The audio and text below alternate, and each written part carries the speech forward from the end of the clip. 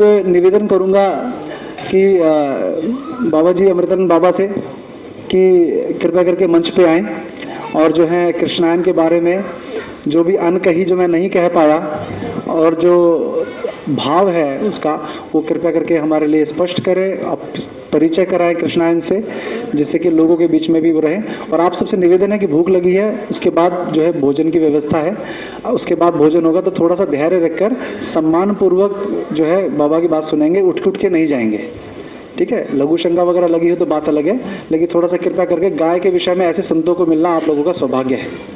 तो मैं निवेदन करूंगा बाबा जी से। हरिओम। सर्वप्रथम मैं मेरे गुरुदेव के चरणों में वंदन करते हुए आप सभी के हृदय में बैठी हुई गाय माता की जो भावना है उनको प्रणाम करते हुए कार्यक्रम की शुरुआत करें। कुछ परिचय तो वीरेंद्र भाई ने दे दिया है, कुछ लोग इसमें से वहाँ हरिद्वार जाके कृष्णायन गौशाला में जाके भी आए हैं, तो वो लोग जानते भी हैं। वीरेंद्र भाई ने 2-3 विषय दिया कि कृष्णायन का परिचय दो, तो हमको लगता है हम पहले उनके परिचय देने से पहले गाय का परिचय ही दे दें और कृष्णायन की शुरुआत कैसे हुई उन्हीं का थोड़ा परिचय दे दें। आज से लगभग 8 साल पहले एक घटना घटी। आश्रम में 5-7 गायें दूध के लिए आश्रम में रखी गई थी, कोई भक्त ने रखी थी। जब गाय बच्चा देती थी या तो कोई और भक्त दान में कोई गाय को दे देते थे, तो गाय की संख्या बढ़ती थी और जगह तो सीमित थी, आश्रम में 7-8 गायों की जगह थी, तो गाय बढ़ती थी तो कोई गरीब भक्तों को दे दिया जाता था। तो ऐसे ही कई भक्तों को गायें दी हुई थी। एक बार की घटना है, हमारे जो गुरुदेव है वो हमेशा जंगल में रहे हैं, जंगल में पेड़ के नीचे, गुफा में या खंडेर में रहे। आश्रम तो गुरुदेव के नीचे 4 हैं, मगर गुरुदेव ने कभी आश्रम की स्वीकार नहीं किया है, मतलब आश्रम में रहे नहीं है। कभी आवश्यकता अनुसार कभी हम लोगों को, साधकों या भक्तों को मार्गदर्शन देने के लिए आश्रम में आ गए, अलग विषय है, बाकी हमेशा वो छिपे रहे। जो पूर्व काल में संत ऋषि रहा करते थे ऐसे। शायद आप लोगों को पता ही है कि सुखदेव जी की हम स्टोरी जानते हैं, कितनी, जितनी उसने भागवत में आके बताया इतनी। बाकी सुखदेव जी आए परीक्षित जी का कल्याण करके 7 दिन में फिर कहाँ चले गए आज तक हम कोई नहीं जानते हैं। ऐसे खाली एक सुखदेव जी नहीं है, ऐसे कई सुखदेव है कि जो आज भी अज्ञात रह के समाज के लिए, ये राष्ट्र के लिए कहो, चाहे ये प्रकृति के लिए कहो, चाहे ये ब्रह्मांड के लिए कहो, वो जी रहे हैं। आज आपको लगेगा कई लोग, हमने सुना भी है, उसमें आप लोग भी हैं, जो कहते हैं कि ये साधु किस काम का जो जंगल में पड़ा है, वो समाज को काम नहीं आ रहा है। आप हमको ये बताओ कि कौन ऐसा साधु है जो जंगल में पड़ा रह के अपने पास शक्ति अर्जित किया, इनके बाद उसने अपने लिए यूज किया, समाज के लिए ही यूज किया। आज जिनको आप अच्छा या बुरा कहते हो, विदेश में जाके कोई कह दे कि मांस खाना बुरा है तो वो लोग उनको बुरा नहीं मानते हैं, मगर आज आपको कोई कहे कि भाई मांस खाना अच्छा है कि बुरा, तो आप कहेंगे कि बुरा है। तो आपको किसने कहा कि मांस खाना बुरा है? कहा किसने? क्या आपने खुद ने संशोधित किया है क्या कि मांस खाने से ये रोग होगा? अभी बता रहे हैं वीरेंद्र जी और भाई संदीप जी कि ये खाना चाहिए, ये नहीं खाना चाहिए, आयुर्वेद खाना चाहिए, चीनी नहीं खाना चाहिए। वो आपको किसने बताया? तो राजीव जी ने बताया। तो राजीव जी को किसने बताया? तो कोई ऋषि ने बताया। अपने ऋषि मुनियों ने कोई भी खोज बाकी नहीं रखी है, सब खोज कर दिया है।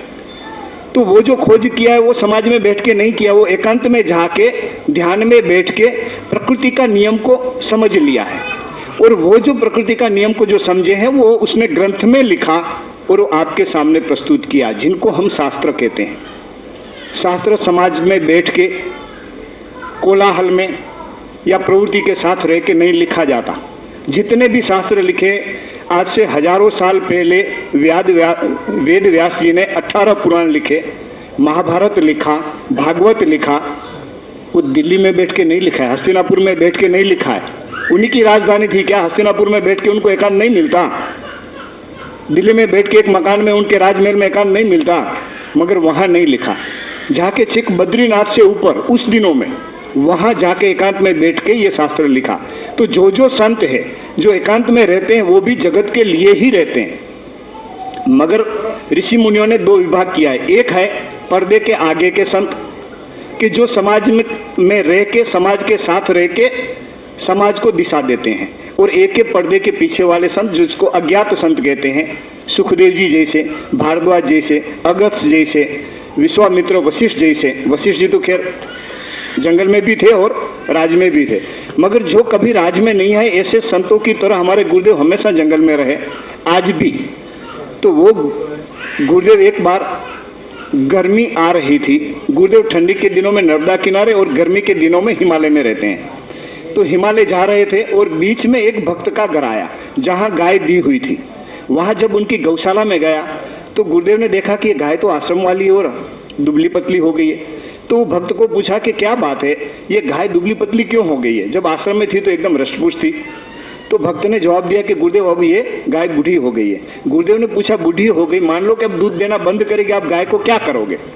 तो भक्त ने सर झुका दिया, जवाब तो नहीं दिया, मगर गुरुदेव उनको जवाब को माप गए और हिमालय ना जाके वापस आश्रम में आए। और आश्रम में आके सभी हमारे साधकों को इकट्ठा करके प्रश्न किया कि जो गाय माता का दूध आप लोग पी के साधना करते हो, वो आखिर में गाय लास्ट सांस कहाँ लेती है? तो सभी साधक ने कहा पता नहीं। तो गुरुदेव ने कहा या तो ये कसाई के पास जाती है या तो घर से हट के कूड़ा कचरा खाती है। तो क्या आपको इसका पुण्य मिलेगा? आए हो भगवान की साधना करने के लिए, और जो गाय माता का दूध आपने पिया है, अगर वो गाय कसाई के पास जाए तो आपको पुण्य तो दूर की बात है, आपको पाप लगेगा। कैसा पाप लगेगा? जो कसाई उनका वध करता है, उनको जो पाप लगता है वही पाप आपको लगेगा। जो गाय का दूध पी के जो इनका छोड़ देता है, उन्हीं को वही पाप लगेगा, आप लोगों को वही पाप लगेगा। तो क्या किया जाए गुरुदेव? तो गुरुदेव ने कहा या तो आप संकल्प लो कि आज के बाद कभी गाय से निर्मित, गाय के दूध से निर्मित कोई भी आइटम का प्रयोग नहीं करेंगे, या तो फिर गाय की आजीवन सेवा करेंगे। तो मैं आपको भी यही प्रश्न पूछता हूं कि जिनका आप दूध पीते हो वो गाय की चिंता कितनी करते हो? वरना जो कसाई को पाप लगता है वही पाप आपको लगेगा। अभी आप ये गोदोली परिवार से जुड़े हो तो धीरे धीरे वो तरफ जा रहे हो। मेरे को नहीं पता कितने पूर्ण रूप से गाय माता का भक्त बने हैं, कितने बनने जा रहे हैं, कितने वो भी प्रोसेस में शुरू हुए हैं। पर एक बात याद रखो कि गाय माता ही जीवन है, इनके सिवा, मैं गाय माता का परिचय देता हूँ कैसे जीवन है। तो गुरुदेव ने जब ये कहा तो फिर हम लोग तो संकल्प, क्योंकि अपना आश्रम है वो आकाश वृत्ति से चलता है, वृत्तियों के बारे में भी थोड़ा खोल दो। एक हमारे गुरु भाई की शायद एक डाउनलोड की हुई क्लिप तो आप लोगों ने देखी होगी, अशोकानंद जी की, जो वृत्तियों के बारे में बताया। तो आकाश वृत्ति से आश्रम होने से वहाँ कोई भी बैलेंस नहीं है। आश्रम में जो लोग आए उसने देखा है कि वहाँ दान पात्र भी नहीं है और रोज 300 लोग प्रसाद पाते हैं। वहाँ रिसिप्ट बुक भी नहीं है, ना बैंक है। जो आता है भगवान लाता है, वो सभी को बांट के खाते हैं। आया तो खाया, नहीं आया तो नहीं खाया। ऐसी स्थिति में जो आश्रम है वो गाय की सेवा कैसे करेगा? मगर जब संकल्प कर रहे थे, मगर प्रकृति को वो पसंद नहीं आया, तो एक महामंडलेश्वर जो पर्दे के आगे वाले संत है, उत्तराखंड के अध्यक्ष है संत समिति के, महामंडलेश्वर ईश्वरदास जी, वो गुरुदेव का एक ग्रंथ लिखा हुआ है कृष्णायन, जैसे रामायण ऐसा ही कृष्णायन लिखा हुआ है। तो वो ग्रंथ पढ़ के गुरुदेव के दर्शन करने आए और उसने जब ये चीजें देखी कि ये साधक लोग जो कुटिया में रहते हैं, घास फूस की कुटिया बनी हुई कुटिया में रहते हैं, समाज में कुछ भी लेना देना नहीं है, ऐसे संत अगर दूध नहीं पिएंगे तो फिर ये जगत में दूध पीने का अधिकार किसको है? तो प्रकृति ने उनको प्रेरणा दिया और उसने संकल्प लिया उसी क्षण, जो पहली बार गुरुदेव से मुलाकात हुई थी, गुरुदेव के दर्शन किए थे, उसने संकल्प लिया कि आज के बाद गुरुदेव, मेरे गुरु बचपन में ही मेरे को छोड़ के धाम में चले गए हैं, आज मेरे को एक मेरा गुरु मिल गया आपके स्वरूप में। तो संकल्प आप ना लो, संकल्प मैं लेता हूं कि आज के बाद बद्रीनाथ, केदारनाथ, गंगोत्री, जमुनोत्री से लेके हरिद्वार, ऋषिकेश तक एक भी गाय को मैं कसाई के पास जाने नहीं दूंगा, मैं रक्षा करूंगा। और अक्षय तृतीया 2011 से 6 गायों से शुरू हुई वो यात्रा आज लगभग 11,000 गायों की रक्षा, सेवा, सुरक्षा कर रही है। तो रक्षा कर रहे हैं ईश्वरदास जी महाराज। भागीरथी धाम अपने आश्रम से उनका कोई संबंध नहीं है, उनका आश्रम अलग है, ईश्वराश्रम ऋषिकेश में। पर जब हम लोगों को उसने दूध पीते किए, वरना हम तो दूध छोड़ रहे थे, तो फिर गुरुदेव ने कहा कि इनको हेल्प करो, इनको मदद करो, क्योंकि उनका भगत जगत नहीं है। शुरू तो कर दिया, गाय दिन प्रतिदिन बढ़ने लगी और थोड़े ही समय में गाय 1000 तक पहुंच गई। तो 1000 गाय की सेवा करना आप लोग सभी जानते हैं। आश्रम में कोई और बैंक बैलेंस तो था नहीं, ना उनके आश्रम में ना अपने आश्रम में। फिर हम लोगों ने दान मांगना शुरू किया और वो यात्रा धीरे धीरे 11,000 तक पहुंची। तो गाय माता रक्षा कैसे करती? क्यों गाय माता की रक्षा करनी है? ये संतों का धर्म नहीं है, ये धर्म आपका है, राजर्षियों का है, गृहस्थों का धर्म है। क्योंकि गाय का दूध आपने पिया है और गाय जिन दूध पी के आपने छोड़ दिए, इनकी रक्षा संत कर रहे हैं। तो आपका कर्तव्य बनता है कि वही गौशाला जहां आप जुड़े हो, ऐसा नहीं कि कृष्णायन गौशाला खाली, मगर जहां रक्षा होती हो, अगर संतों से हो रही तो वहां जाके उनकी जिम्मेदारी आप लोगों को लेनी चाहिए। गाय माता ऐसी चीज है, शास्त्रों में भी लिखा है और हम लोगों ने ये अनुभव में लिया है कि अगर पालने वाला मालिक को घर में कोई रोग आ गया, या तो एटमॉस्फेयर में, वातावरण में कोई ऐसा रोग आ गया है कि जिनको नहीं कहते हैं अभी तो इनका वायरा चल रहा है, स्वाइन फ्लू चलता है, कभी तो पता नहीं, कभी चिकनगुनिया चलता है, तो कभी कुछ चलता है, तो वो जो आता है वातावरण से जो रोग आता है, तो गाय माता को सबसे पहले पता चल जाती है। और गाय माता जाके जंगल में जाके ऐसी जड़ी खा के आती है कि वो दूध पीने से वो परिवार में वो रोग ना आए। जिनके घर में चरने वाली गाय है उनको एक भी रोग नहीं होता है, आप सभी लोग जानते हैं वो। तो आपका जीवन है वो, और गाय के दूध के सिवा जीवन कैसे है? मनुष्य अवतार मिला है मात्र और मात्र परमात्मा का भजन करके अपने आप को जानने के लिए। हम वीरेंद्र जी को कई बार कहते हैं यही बात जो अभी यहाँ बोले थे कि खाली एक शरीर माटे हो के आप जिंदगी खर्च मत करो। शरीर को स्वस्थ रखना इसलिए कि हम साधना कर पाए। तो क्या आप साधना आंख बंद कर जो हम लोग साधु करते हैं ऐसी साधना की बात कर रहे हैं? ना, आप लोगों की साधना अलग है, संतों की साधना अलग है। तो आप लोगों की साधना यही है कि आपको जो परमात्मा ने दिया हुआ जो 5, 7, 10 परिवार जो है आपका, जो जनसंख्या, माता पिता है कि बीवी बच्चे हैं, जो भी है भगवान ने आपको दिया है, उनकी जगत में सबसे ज्यादा से ज्यादा उनको खुशी मिले, वही आपका धर्म है।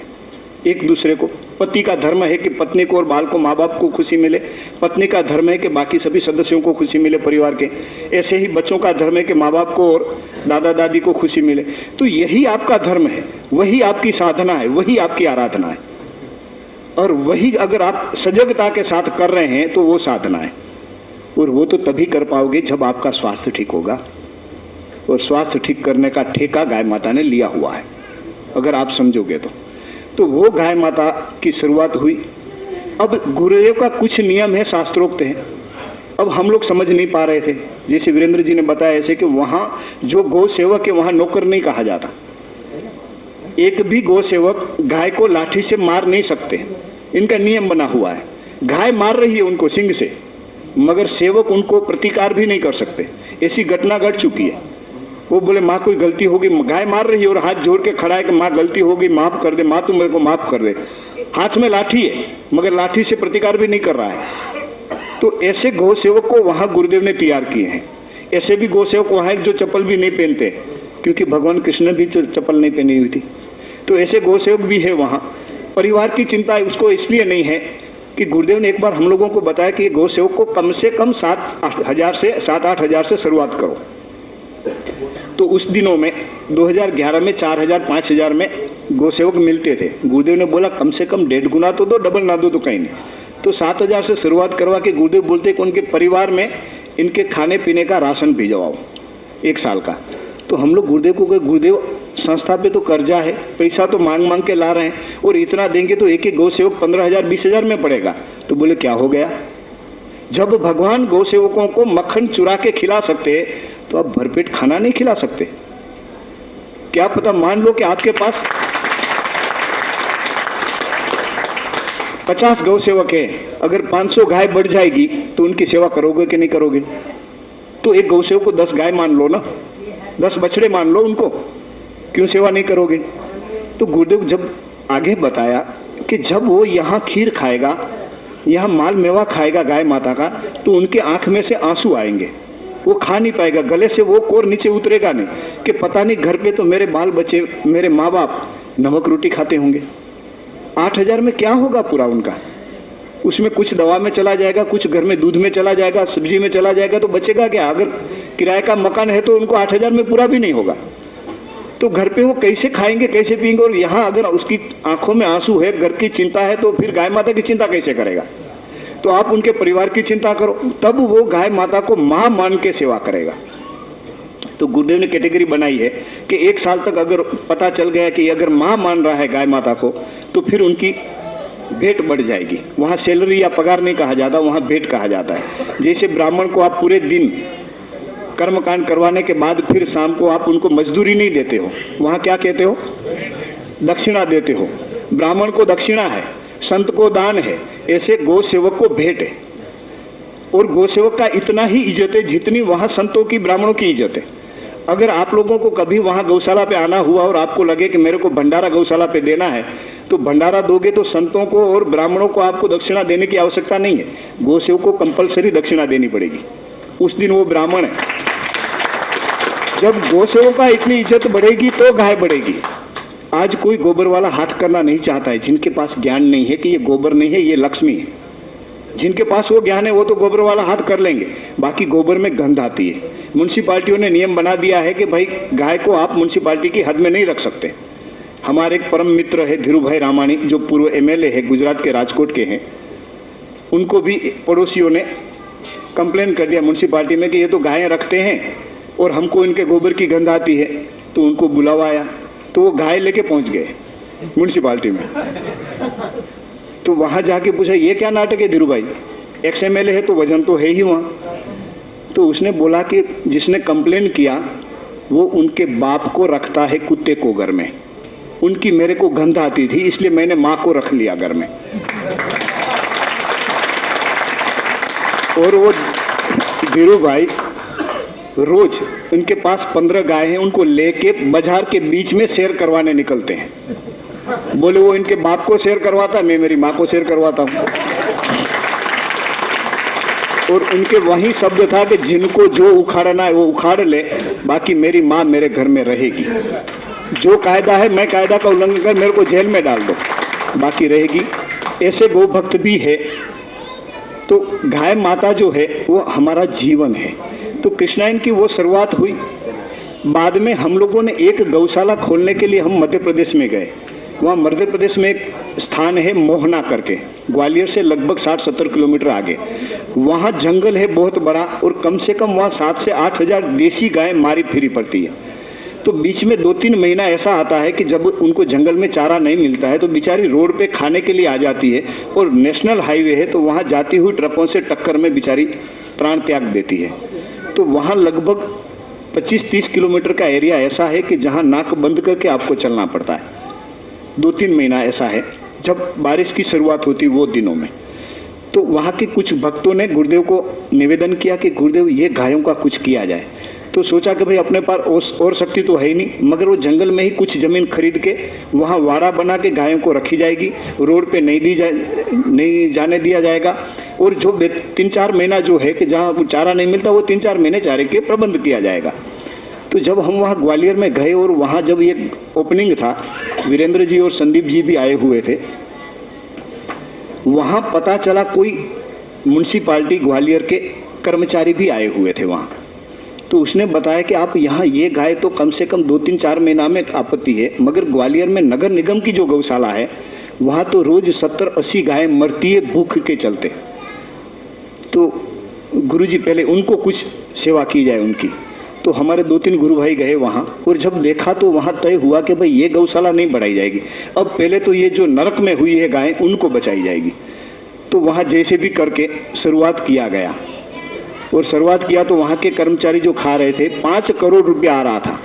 3000 गायें थी, 5 करोड़ आता था, ज़्यादा से ज़्यादा 1 करोड़ गाय माता के पेट में जाता होगा, 4 करोड़ चोरों के पेट में जाता था।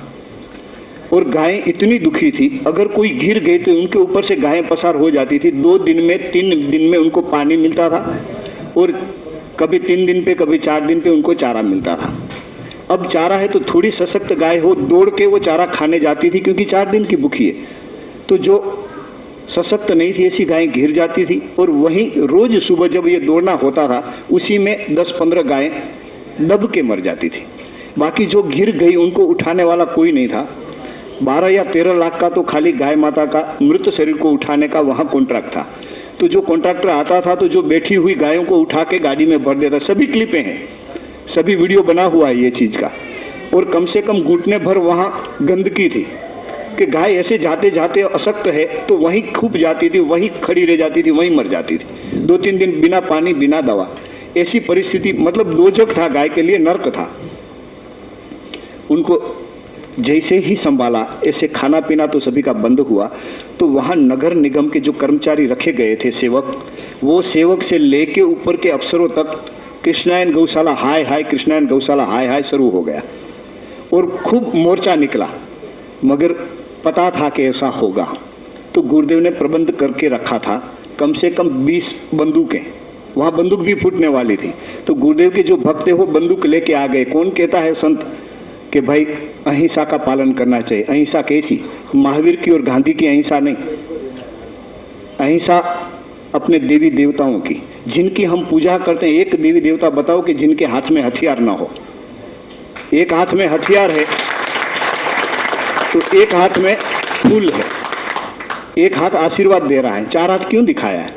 4 हाथ होता है क्या? किसी को देखा आपने 4 हाथ वाले? उनका 1000 हाथ है।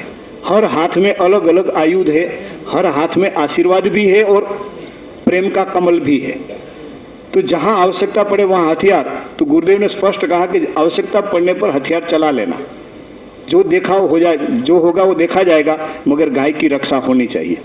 और वो 8 दिन तक मोर्चा बनता रहा, मगर वो गाय की रक्षा हुई।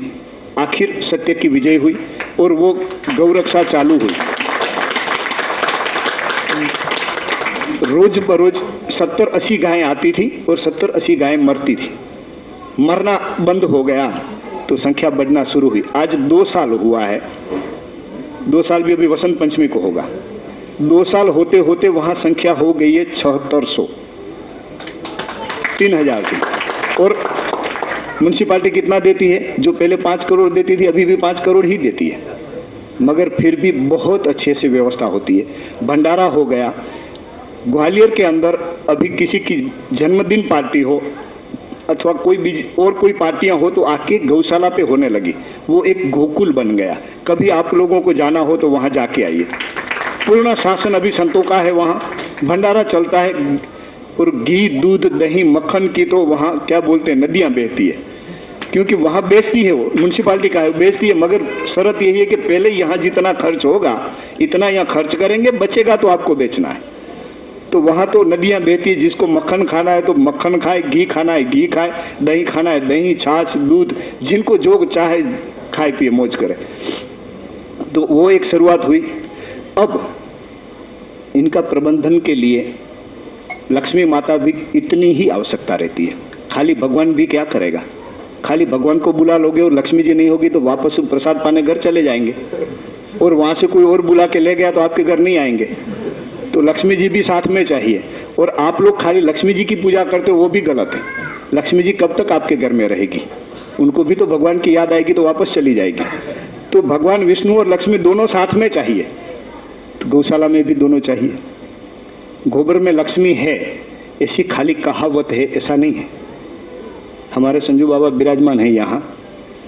भारत का सबसे पहला प्लांट गोबर से CNG हरिद्वार में अपने आश्रम पे लग गया है। और उनका वीडियो भी आप मेहुल जी ने शूट करके अभी ये YouTube में डाला हुआ है। हम लोग प्रचार प्रसार से दूर है, क्योंकि हमारा धर्म नहीं है वो। हमारा धर्म तो खाली है मांगना, बाकी प्रचार प्रसार करना वो आपका धर्म है।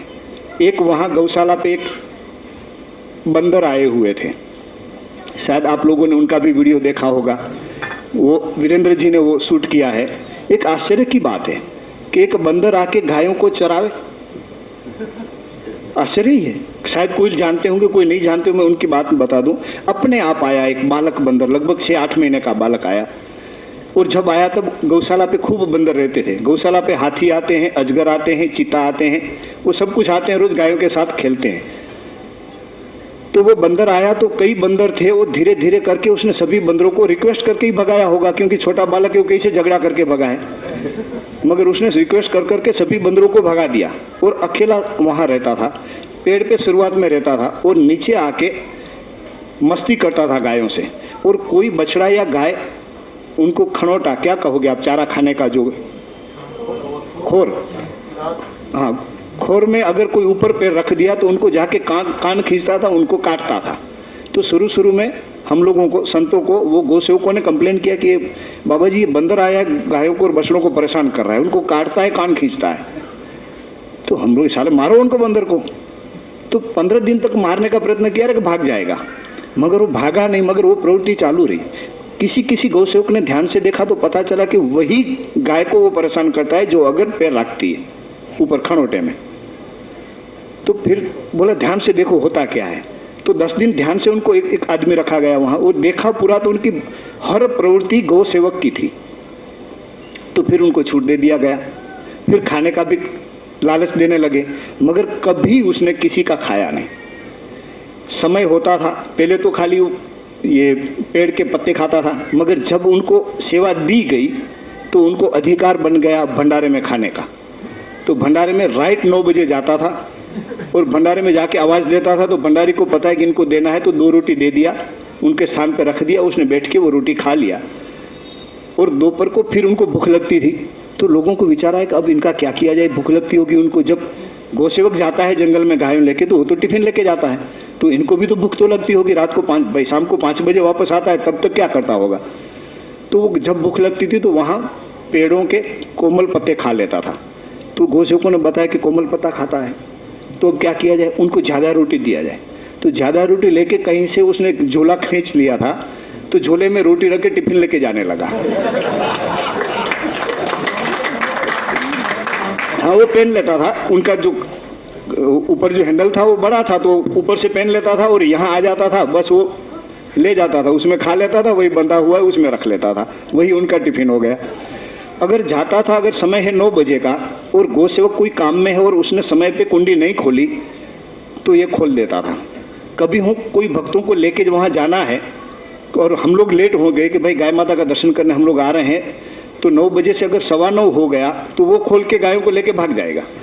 तो फिर हमको फोन करके बताना पड़ता था गौसेवकों को, ध्यान रखना गायों को लेके वो बंदर ना जाए। तो फिर वहां रस्सी बांध देते थे, रस्सी बांध देते उनको खोल लेता था और गायों को समय पे खोल देता था। आता था अगर बंद है, क्योंकि जब गायें आ रही है 4 बजे या 5 बजे, तो सभी खनोटे में चारा आ जाना चाहिए। कोई वजह से और काम में बिजी होने से 5-10 मिनट अगर गौसेवक लेट पड़े हैं तो वो घुसा देगा, और गायें घुस गई तो फिर चारा डालने नहीं देगी, क्योंकि वो जैसे चारा लेके जाएगा तो वहीं सीधी खाने का प्रयत्न करेगी। तो तभी भी इनको रस्सी से या तार से बांधना पड़ता था। वो आके कुंडी खोल देगा, अगर पानी के अवाड़े में अगर पानी कम है तो वहाँ टूटी खोल देगा। कोई गाय लड़ रही है तो बीच में जाके उनको छुड़वाएगा। कई बार बेचारे को घायल भी हो जाता था, 2 गायें लड़ रही है और बीच में आ गया तो एक ना पैर टूट गया उनका। अब कभी उसने ट्रीटमेंट करने नहीं दिया, ना पकड़ में आया, भाग जाता था, वही खींचते हुए पैर वो चलता रहा।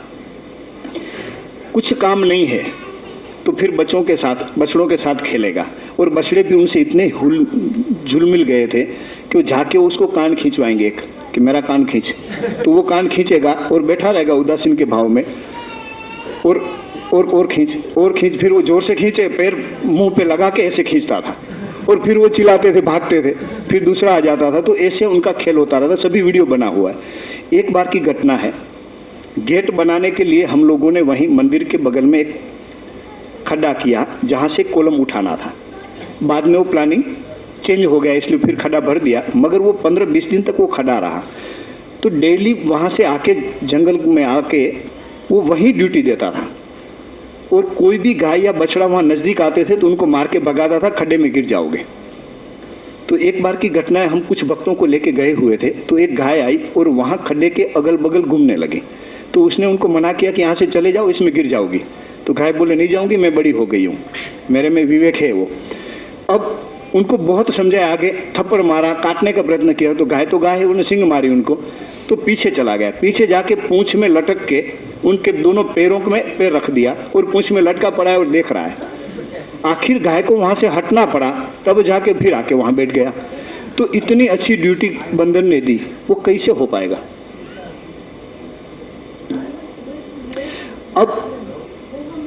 अच्छा, गाय भी कैसी है? तो एक एक गाय वहां 4-4 बछड़ों को दूध देती है। हो सकता है वो 4 में से उनका एक भी बछड़ा ना हो। इनका बछड़ा और गाय को लगा है। वहां मेरा और तेरा नहीं है, क्योंकि संतों से रक्षित वो गौशाला है। वहां मेरा तेरा का भाव खत्म हो गया है। सभी बछड़े वो एक है, सभी गाय है वो एक है। मूल शक्ति वो है। और जब आप आओगे तो पूरा उनको देख पाओगे। अब लक्ष्मी माता की आवश्यकता है तो क्या किया जाए?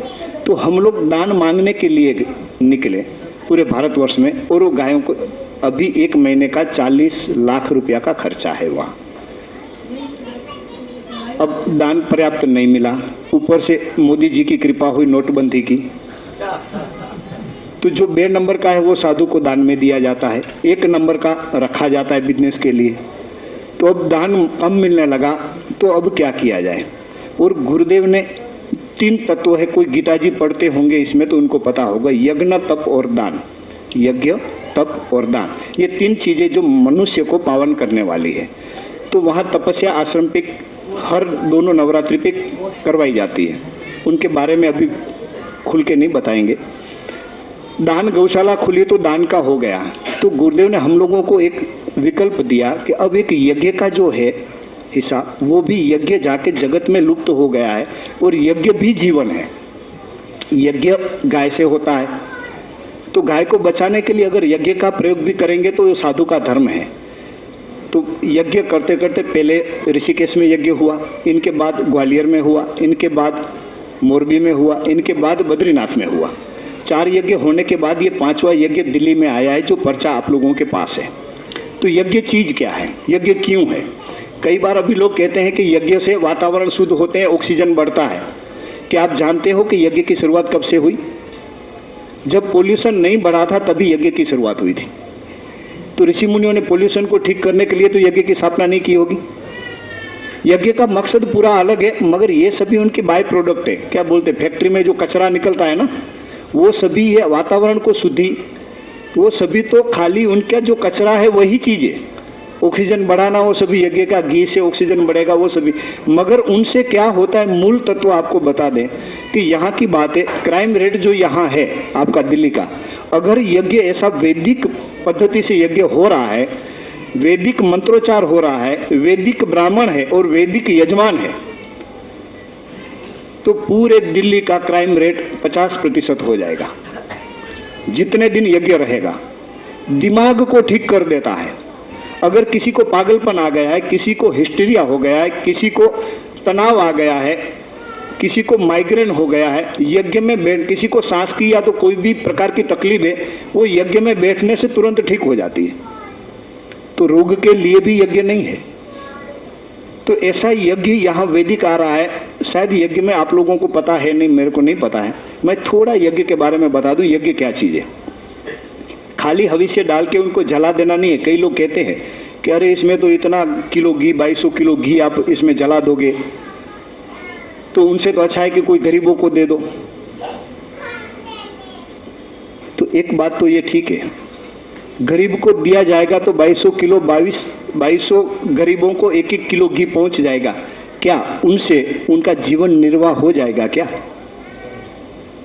मगर वही गरीब अगर यहाँ यज्ञ में आके उनके पितरों को, उनके देवताओं को खुश करने के लिए आहुति दे देगा, तो उन लोगों का आशीर्वाद इतना आ जाएगा कि आजीवन उनको मांगना नहीं पड़ेगा।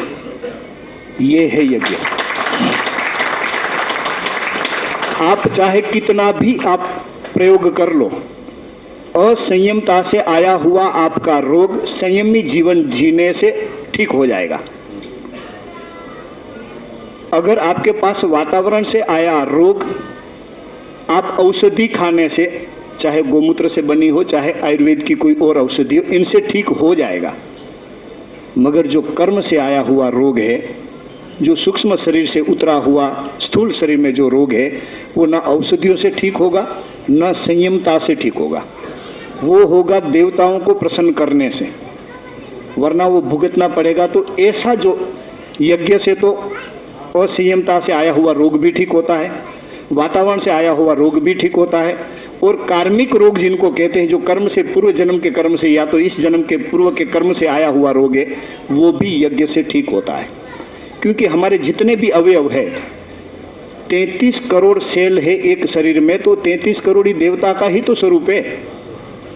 वो हर देवताओं को वहां पुष्टि की जाती है, हर को आह्वान करके उनको खिलाया पिलाया जाता है, उनकी सेवा शुश्रूषा की जाती है, और उन्हीं के चलते ये स्थूल शरीर में दिखता हुआ, और वही स्थूल शरीर पिंडेशो ब्रह्मांडे, यही ब्रह्मांड है, यही पिंड है, उनको ठीक किया जाता है।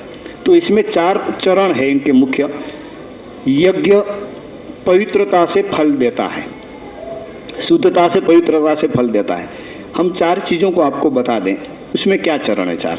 एक तो मंत्र शुद्ध होना चाहिए, एक हविष्य शुद्ध होना चाहिए, मंत्र वेता शुद्ध होना चाहिए, और यज्ञकर्ता जिनको हम लोग यजमान कहते हैं वो शुद्ध होने चाहिए। अगर ये 4 शुद्ध है तो फल अवश्य मिलेगा। ये दिल्ली है ना, दिल्ली में 5 + 5 कितना होता है? 10 होता है। हमारे हरिद्वार में तो 10 होता ही है, यहाँ भी 10 ही होता है, राजधानी में भी 11 नहीं होता है। जैसा वो फैक्ट है कि चाहे तो भूत भविष्य वर्तमान में ऊपर नीचे जहां भी जाओ 5 + 5 10 ही होगा। ऐसे अगर पवित्रता से देवताओं को खिलाया हुआ भोजन वो प्रसन्नता के साथ आपका हर मनोकामना पूर्ण करेगा ही करेगा। भगवान को भाव से प्रसन्न किया जाता है और आशीर्वाद लिया जाता है। वहां पवित्रता का कोई बंधन नहीं है। माँ बाप को सेवा से प्रसन्न किया जाते हैं, वहां पवित्रता का या भाव का कोई बंधन नहीं है। माँ बाप की सेवा भाव से करनी चाहिए, मगर भाव नहीं है, आप कोई तनाव में है, बिजनेस का विचार चल रहा है दुकान का, और आप उनकी सेवा कर रहे हो, तभी इतना ही फल मिलेगा कि जितना भाव से कर रहे हो। सद्गुरु की प्रसन्नता उनकी आज्ञा पालन में है, और देवताओं की प्रसन्नता पवित्रता में है। यहाँ जो भविष्य आएगा, इतनी बातों से आप लोगों को थोड़ा अंदाजा आ गया होगा। घी प्योर देसी गाय का बनवा के लाते हैं 2200 किलो। वो शिवपुरी जंगल है मध्य प्रदेश में, वहाँ देसी गायें हैं। गोरस नाम का स्थान है जो महाभारत में उनका उल्लेख है, वो स्थान में आज भी गायें हैं। वहाँ से दूध लेते हैं, हमारे संत ही वहाँ अपने हाथों से उनको जमाते हैं, मक्खन निकाल के उनको गर्म करके वही घी का प्रयोग इसमें होगा। तिल 6 कच्छ से लाते हैं, ऑर्गेनिक और काला तिल। जो गुजरात में था तो गुजरात में लाए थे, अभी यहाँ पता करेंगे, ऐसा जो मिलेगा तो ठीक है, वरना जहाँ मिलता होगा वहाँ से लाएंगे। हर भविष्य शुद्ध लाते हैं, उनको इतनी सफाई करते हैं कि उसमें एक भी दाना फालतू घास फूस का भी ना जाए तिल के साथ। क्यों? घी में टोटल 2200 किलो घी। आप लोगों को पता है क्या कि 1 किलो घी तैयार करने में कितना दूध की आवश्यकता पड़ती है? किसको पता है? 25 से 30 किलो। तो 2200 किलो घी में कितना दूध चाहिए? लगभग 55-56 हजार लीटर। तो इतना लीटर दूध में 1 किलो, अभी जो बता रहे थे आचार्य जी कि वो रंगीन भैंस का भी आ जाए तो क्या फर्क पड़ेगा? 1 लीटर। तो 2200 किलो घी बर्बाद हो गया। कैसे बर्बाद हो गया? मेरे को और आपको तो पता नहीं चलेगा कि भाई ये घी का क्या हुआ, मगर मैं आपको एक प्रश्न पूछ लूं कि आपकी थाली में 32 पकवान अभी परोसे जाएंगे और उसमें एक अखाद्य चीज, थोड़ा मांस का टुकड़ा रख दिया जाए एक कोने में, तो आप लोगों में से कौन खाएगा वो थाली का भोजन? सभी थाली ठेल देंगे। जब आप इंसान हो के आप थाली ठेल दोगे, एक चीज साइड में छू गई तो देवता भगवान को आप प्रसाद धरा रहे हो, तो उनके लिए तो वो वही चीज है, अखाद्य चीज। अगर उनका एक बूंद भी अंदर गिर गया तो सभी अपवित्र हो गया, उनका वो प्रसाद नहीं लेंगे तो क्या होगा? यज्ञ का फल नहीं मिलेगा। यहां इतनी पवित्रता से ध्यान रखा जाता है। लकड़ी भी ऐसी, भविष्य भी ऐसा। जो यहाँ ब्राह्मण आएंगे वो ब्राह्मण भी 225 ब्राह्मण होंगे, सभी का इंटरव्यू होगा और सभी का उच्चारण चेक किया जाएगा। उच्चारण जिसका परफेक्ट है वही वहां मंत्र पढ़ेगा, तो वो ब्राह्मण खोजने भी हम लोगों को तकलीफ पड़ती है। ऐसा यज्ञ यहाँ होने जा रहा है, भला इसमें हिस्सा लेना चाहिए कि नहीं?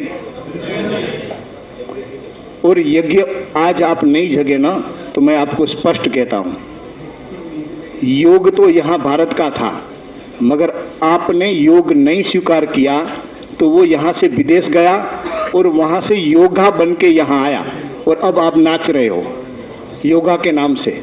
अगर यज्ञ को स्वीकार नहीं किया तो वहाँ जाके यज्ञा बन के आएगा विकृत स्वरूप होके, जिनका कोई फल नहीं है, और यज्ञा फिर आपके बच्चे करेंगे। तो ये संस्कृति को बचाने के लिए यज्ञा को यज्ञ ही रहने के लिए आप लोगों को जगना पड़ेगा। और यही बात आप लोगों को आपके मित्रों में, आपके संबंधियों में, आपके पड़ोसियों में आपको ये बात जाके कहनी पड़ेगी कि चाहे तो वो सकाम भाव से यज्ञ में जुड़े, निष्काम भाव से नहीं। उनको भगवान नहीं चाहिए, उनको स्वर्ग नहीं चाहिए, ठीक है। आज कोई ना कोई उनको कामना है, वो कामना के लिए वो यज्ञ में आए, और हम लोग गारंटी लेते हैं कि वो यज्ञ में से जैसे ही अगर वो श्रद्धा और शक्ति के साथ अंदर आए हैं तो उनकी कामना पूरी होगी, होगी और होगी, ये गारंटी है। अब आप लोगों को भी यज्ञ का समय आ गया है। वैश्वानर यज्ञ को पूर्ण करना है, आहुति देनी है अंदर। तो ओम प्राणाय स्वाहा, ओम अपानाय स्वाहा, ओम स्वानाय स्वाहा, ओम समानाय स्वाहा, ओम उदानाय स्वाहा करना है। तो अभी हम यहाँ हमारी बात को विराम देते हैं और अस्तु।